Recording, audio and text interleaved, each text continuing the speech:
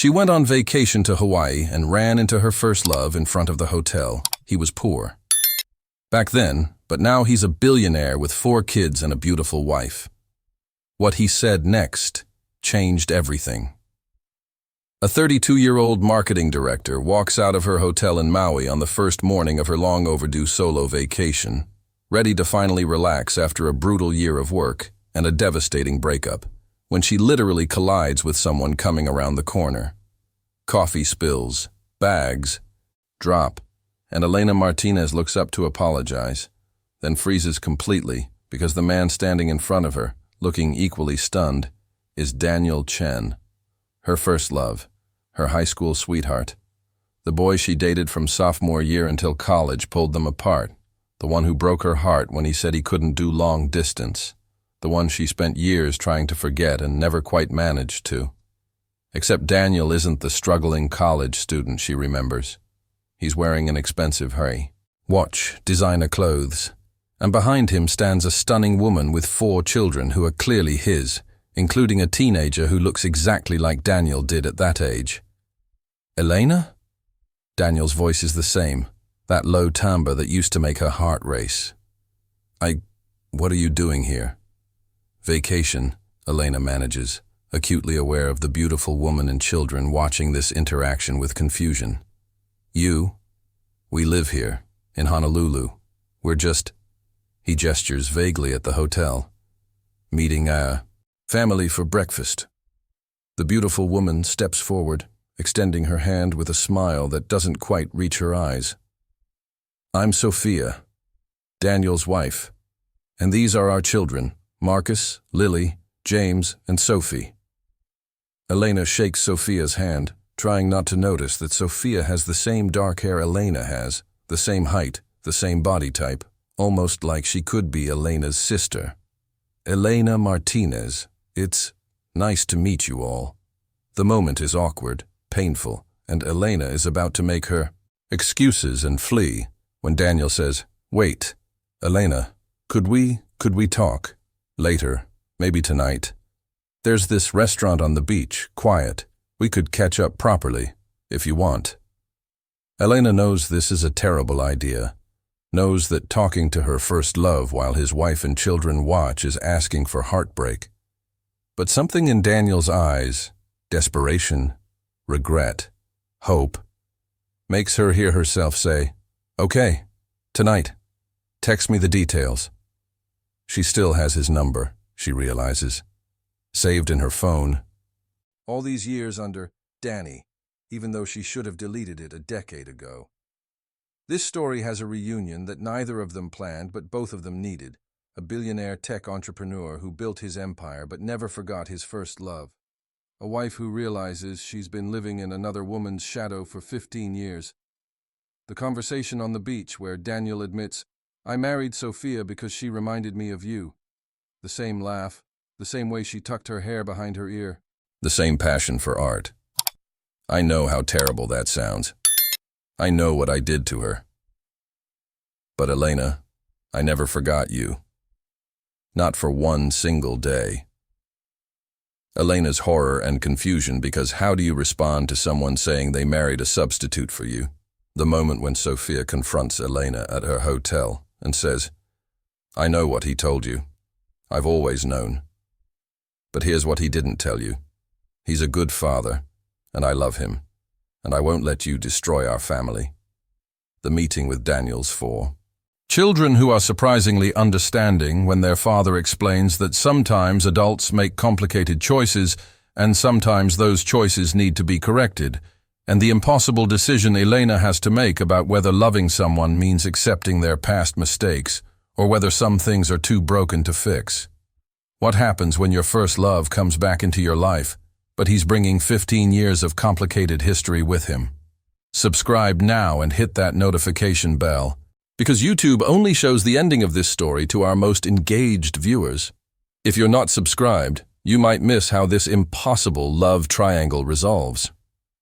Drop a comment telling us where in the world you're watching from, because we love seeing our global community connect over these complex stories about love and second chances.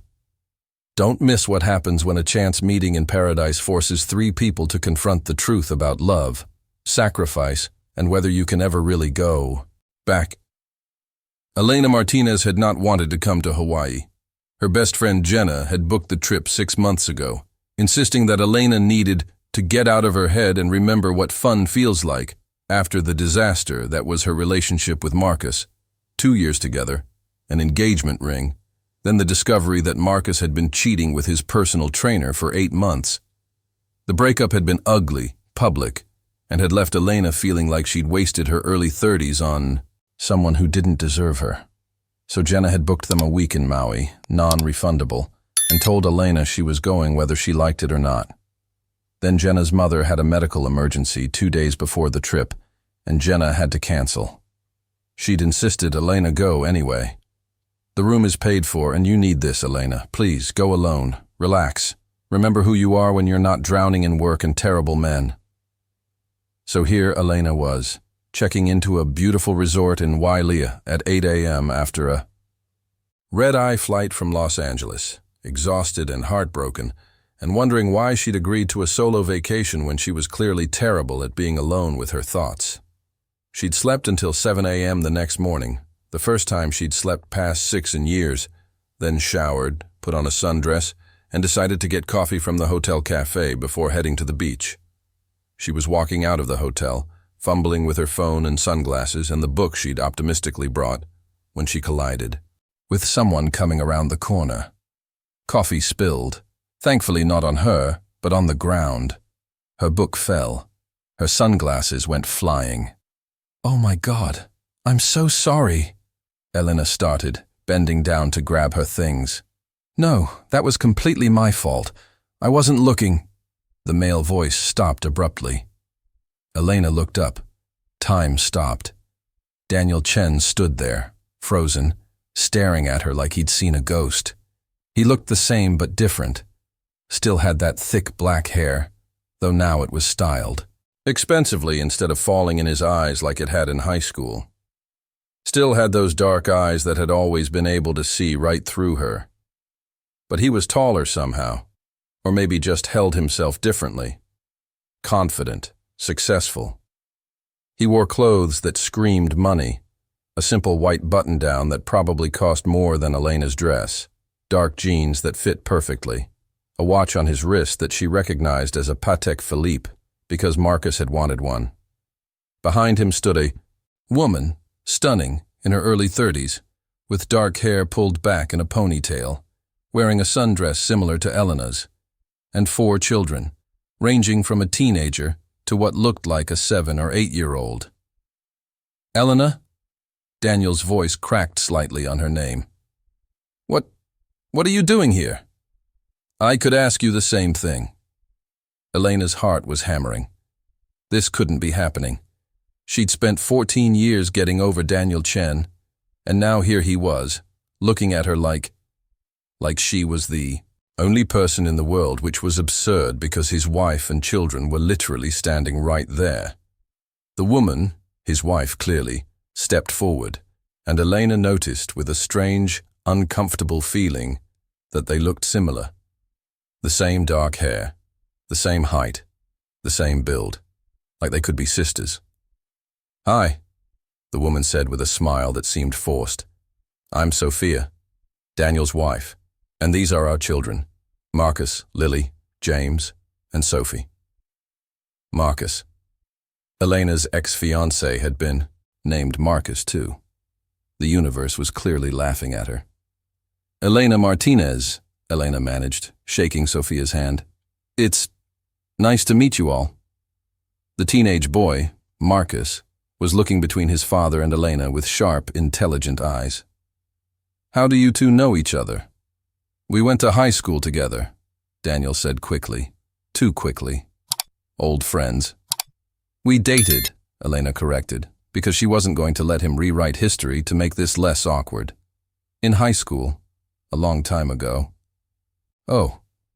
Sophia's smile became even more strained. "How nice. What a coincidence, running into each other here." "We live here," Daniel said, still staring at Elena. in Honolulu.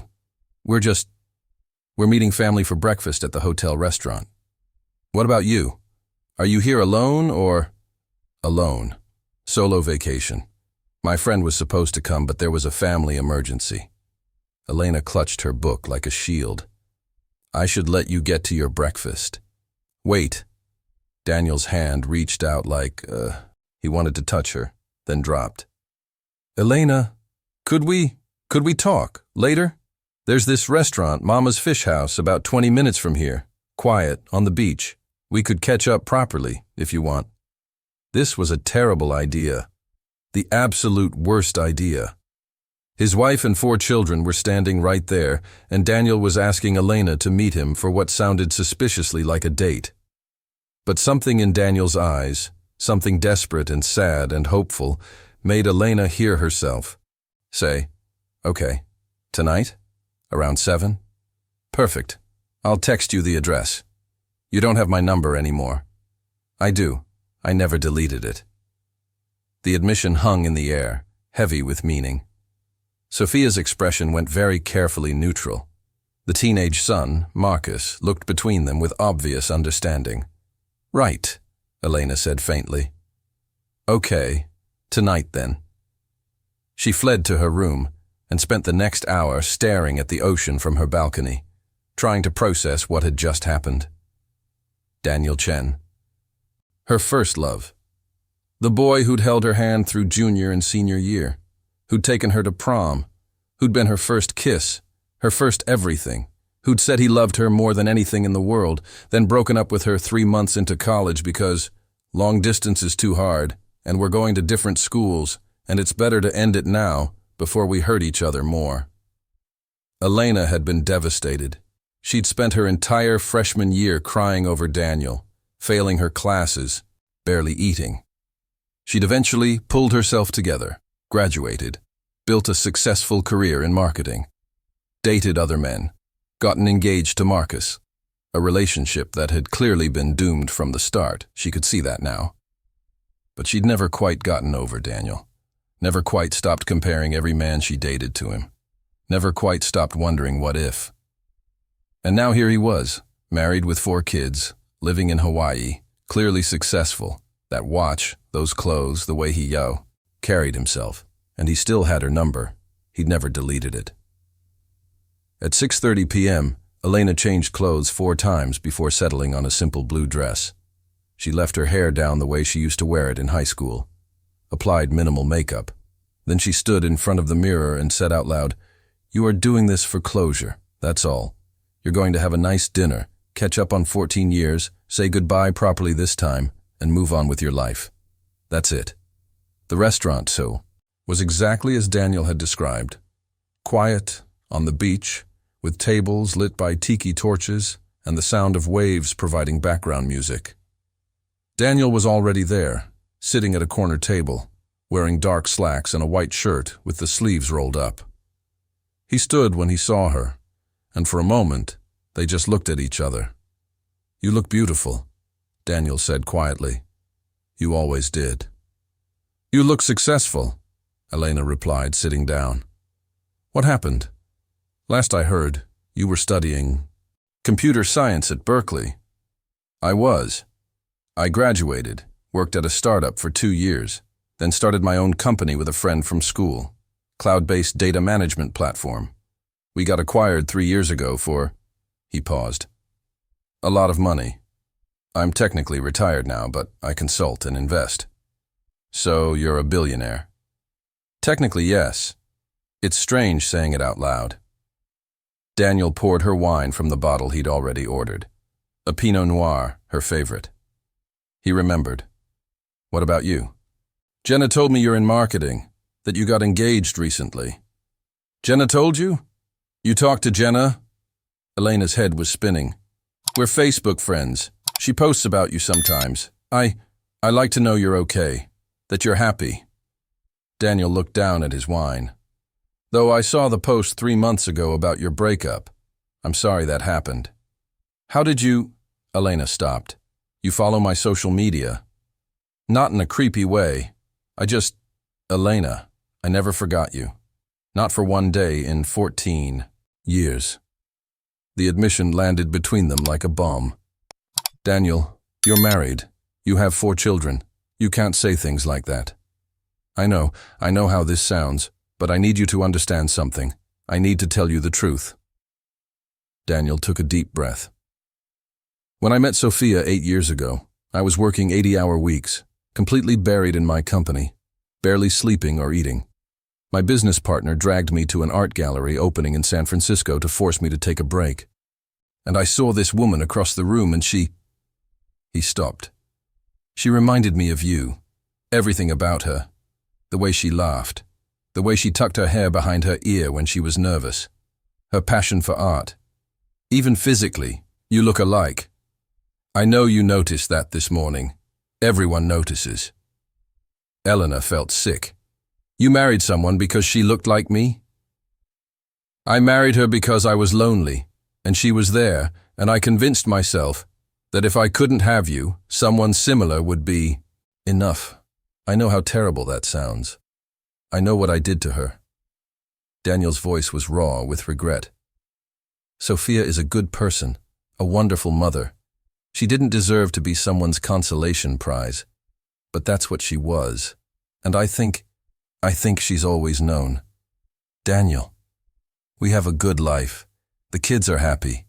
Sophia and we're partners, friends, co-parents.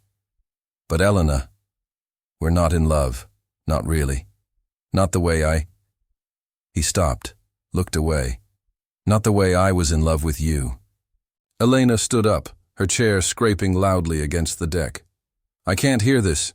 This is wrong. You have a wife and children and a life, and you don't get to blow it all up because I randomly happened to vacation in Hawaii. It's not random. This was always going to happen. I always knew that someday I'd see you again and I'd have to tell you the truth. Daniel stood too, desperate now. Elena, please, just listen. No, I can't.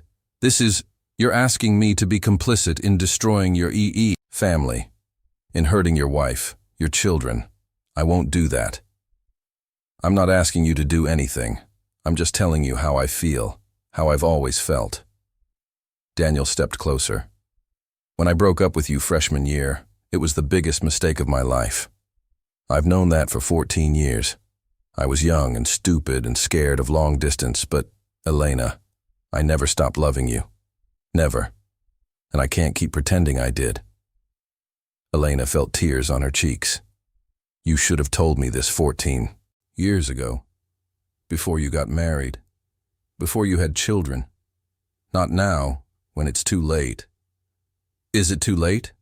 Of course it is. Daniel, you have 4 kids. Who would understand? Marcus is 17. He's smart enough to know when people aren't happy.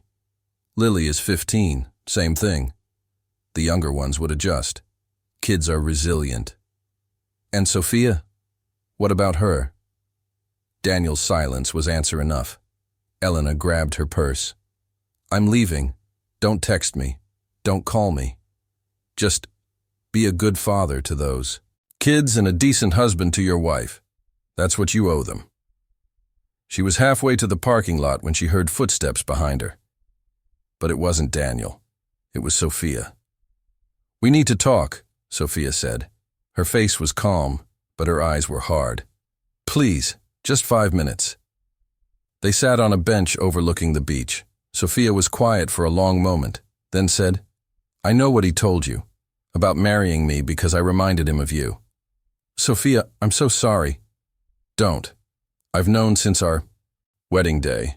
He called me Elena during the vows, corrected himself immediately, but I heard it. So did his mother. Sophia's laugh was bitter.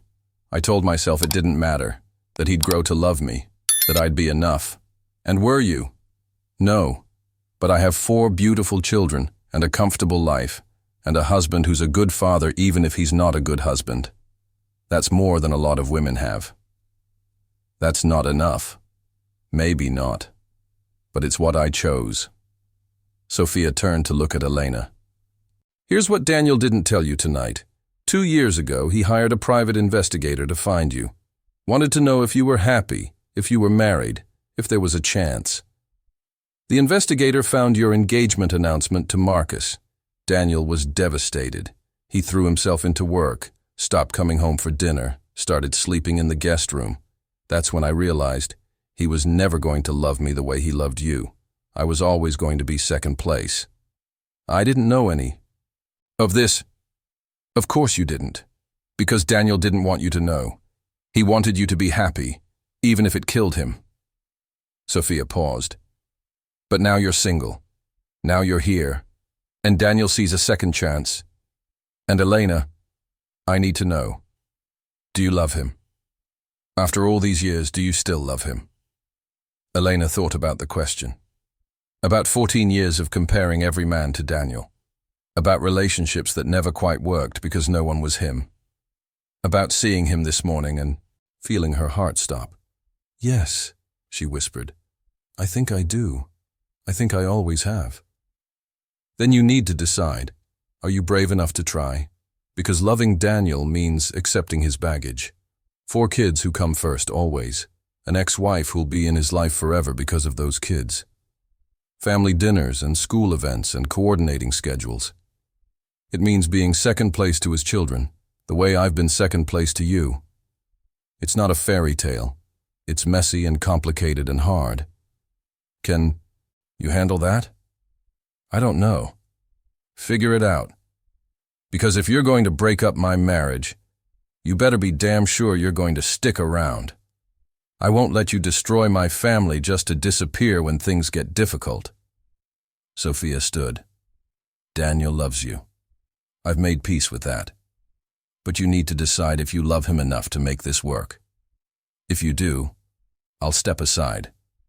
I'll make it as easy as possible. Because I'm tired of being someone's consolation prize. I deserve to find someone who chooses me first.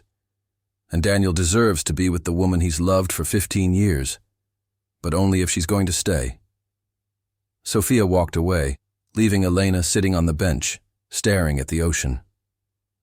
That night, Elena couldn't sleep.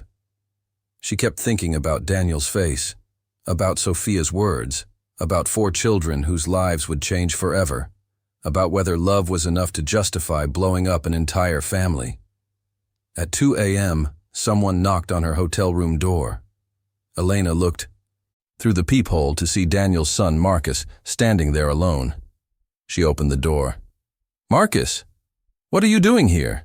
Does your father know you're... Dad's asleep. Mom told me what happened. She told me everything. Marcus looked older than 17 in that moment.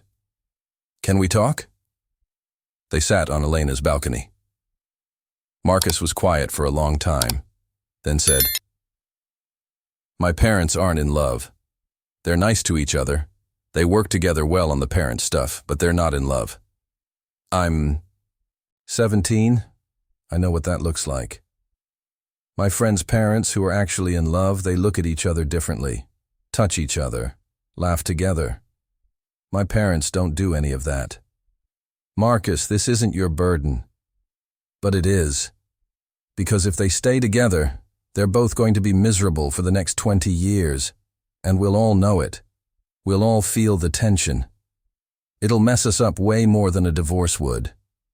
He looked at Elena. I Googled you. You're all over Dad's study. Photos. From high school that he thinks are hidden.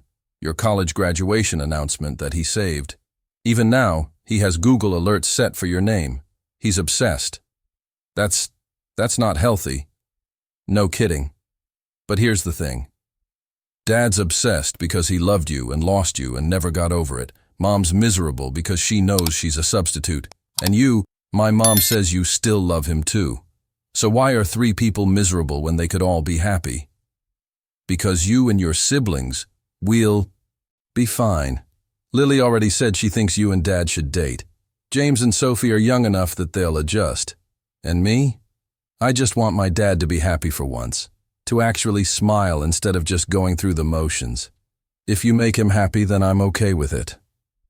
Elena felt tears streaming down her face. You're very mature for 17. I have to be. Someone in this family needs to see things clearly. Marcus stood. Figure out what you want, Elena, but don't let guilt stop you from trying. All four of us kids, we've already talked about it. We're okay with this. We want our parents to be happy, even if that means they're not with each other. After Marcus left, Elena sat on her balcony until sunrise, thinking. At 8 a.m., she texted Daniel, "Meet me at the hotel restaurant. Bring Sophia and the kids if they want to come." An hour later, they all sat around a large table. Daniel and Sophia on one side, the four kids scattered around, Elena across from them. "I don't know if this can work," Elena said without preamble. "I don't know if love is enough to overcome all the complications. But I know that I've spent 14 years trying to forget you, Daniel, and I couldn't. I know that I'm tired of settling for men who aren't you, and I know that if I walk away now without trying, I'll regret it for the rest of my life." Daniel's expression transformed. Hope, joy, relief. "But," Elena continued, looking at Sophia, "this only works if everyone is honest. If we do this, right, therapy for everyone, making sure the kids are okay. Sophia, you need to be able to move on. Find someone who chooses you first. We need to be adults about this." "Agreed," Sophia said quietly. "I've already contacted a divorce attorney. We can do this amicably. Joint custody, fair division of assets. Daniel and I were never enemies, just two people who made a mistake trying to force something that wasn't there." "And you kids?" Elena looked at Marcus, Lily, James, and Sophie. "This is your family changing. If any of you aren't okay with this, we're okay," Marcus said firmly. "All four of us. We've talked about it. We want both our parents to be happy." Lily nodded. "Dad's been sad my whole life. Maybe it's time he wasn't sad anymore." Young Sophie, only 8, said solemnly, "Daddy says you're his best friend from before. I want Daddy to have his best friend back." Elena started crying. Daniel was crying. Even Sophia's eyes were wet. "Okay," Elena whispered. "Okay, let's try." The next year was difficult. Divorce proceedings, Daniel moving to a condo while Sophia kept the house, custody schedules, therapy sessions, tabloid speculation when Daniel's divorce became public and he was photographed with Elena. But through all of it, they held on. Elena moved to Honolulu 6 months after that breakfast, started dating Daniel officially, met his kids regularly, slowly becoming part of their lives without trying to replace Sophia. She and Sophia even became, not friends, exactly, but respectful co-parents, both wanting the best for the children. 2 years after that meeting in Maui, Daniel proposed again, properly this time, with all 4 kids present, asking Elena to not just marry him, but to be part of their family. Elena said yes. They got married on the beach where they'd had that first conversation, with Marcus, Lily, James, and Sophie as the wedding party. Sophia attended with her new boyfriend, a kind man named Robert who looked at her the way Daniel looked at Elena. Everyone was healing. During their vows, Daniel said, "I loved you when we were 16. I loved you when we were apart. I loved you even when I shouldn't have. And I'll love you until the day I die. Thank you for giving me a second chance. Thank you for being brave enough to try." Elena said, "Loving you has been the easiest and hardest thing I've ever done, but it's always been worth it. From the first day to forever, Daniel Chen. I choose you." 5 years later, they had a daughter, together, Isabel. And watching Daniel hold his 5th child, Elena thought about that morning in Maui, when she'd literally collided with her past. About Sophia's courage in letting go. About 4 kids who chose their parents' happiness over their own comfort. About how sometimes the universe gave you second chances if you were brave enough to take them. "What are you thinking about?" Daniel asked, catching her staring. "That I almost said no that night. That I almost let guilt stop me from trying. I would have understood, but I'm glad you didn't." Me too. Best collision of my life. Best terrible decision I made, never deleting your number. Best vacation I almost didn't take. They kissed while Isabel giggled, and Marcus, now 23, made gagging noises, and Sophia texted from across town asking if Elena could pick up James from soccer practice because Robert's car was in the shop. It wasn't a fairy tale. It was messy and complicated and required constant communication and compromise. But it was theirs. Their second chance. Their complicated, beautiful family built from courage and honesty and love. Best collision ever. Best breakfast meeting ever. Best decision to try again despite every reason not to. Love wasn't always easy, but when it was real, it was always worth it. If this story touched your heart, let us know in the comments. What score would you give this story from 0 to 10? And where in the world are you watching from? We love connecting with our global community. Share this with someone who needs to hear that first loves sometimes get second chances, that marrying someone because they remind you of your ex is always a disaster waiting to happen, that 17-year-olds can be wiser than adults about love, that divorcing someone doesn't have to be a war. If you're both honest, that blended families require courage from everyone involved, that ex-wives can become co-parents and even friends if everyone acts like adults, and that colliding with your past in a Hawaiian hotel can be the universe giving you exactly what you've needed for 14 years. Subscribe if you believe in chance meetings that aren't chance at all, in tech billionaires who never delete their first love's number, in wives who are brave enough to step aside when they realize they're living in someone else's shadow, in teenagers who tell their parents to choose happiness, in second chances that require everyone to be brave, and in the idea that love doesn't care about timing or complications or the mess it creates. When it's real, it finds a way.